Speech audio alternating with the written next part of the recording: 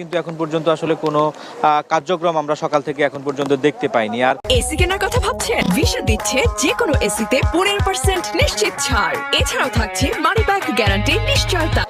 একটি কথা বলে রাখি যে ফেনীতে এখন পর্যন্ত গতকালকে সকাল থেকে প্রায় 407 মিলিমিটার বৃষ্টিপাত হয়েছে, যেটি বর্তমান যে সময় যে বর্ষা মৌসুম সে বর্ষা মৌসুমে সর্বোচ্চ বৃষ্টি হয়েছে। এবং এর পাশাপাশি ফেনীর যে তিনটি সীমান্তবর্তী নদী রয়েছে সেই তিনটি সীমান্তবর্তী নদীর যে মুহুরী নদীটি, সেই মুহুরী নদীর বিপদসীমার 65 সেন্টিমিটার উপর দিয়ে কিন্তু পানি প্রবাহিত হচ্ছে। কিছুক্ষণ আগে আমাদেরকে ওখানে জেলা প্রশাসন থেকে জানানো হয়েছে যে সিলোনিয়া নদীর পরশুরামের একটি পয়েন্টে নদী ভাঙন দেখা দিয়েছে, যেখান দিয়ে লোকালয়ে পানি ঢুকছে, এরকম তথ্য আমরা পেয়েছি।